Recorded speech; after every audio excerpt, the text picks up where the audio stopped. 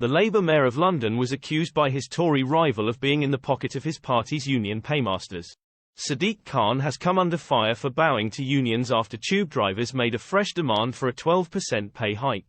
The London Underground was due to grind to a halt this week with walkouts by members of the Rail, Maritime and Transport Union, RMT, in protest at a 5% pay offer. But the industrial action by the RMT, which represents around 10,000 London Underground workers, was called off at the 11th hour after Mr. Khan found an extra £30 million to allow pay negotiations with Transport for London, TfL, to restart. However, the move has prompted ASLEF, which represents the majority of tube drivers, to demand a 12% pay rise, having previously accepted 5%. Tory London mayoral candidate Susan Hall warned Mr. Khan is in the pocket of Labour's union paymasters.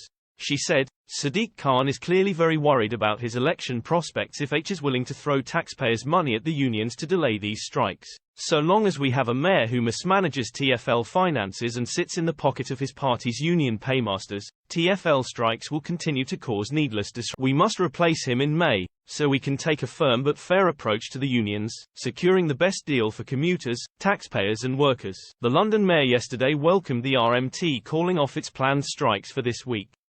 Mr. Khan said, "I'm delighted that this week's tube strikes have now been suspended. They would have caused huge disruption for Londoners and would have been a major blow to the capital's businesses at the worst possible time. The week of action would have cost our hospitality industry £50 million alone. This shows what can be achieved by engaging and working with trade unions and transport staff, rather than working against them." In contrast, the adversarial approach taken by ministers has led to years of strikes across the country, whether on national rail, or in our health and education services, all exacerbated by the cost of living crisis. The suspension of strikes is really good news as commuters return after the new year.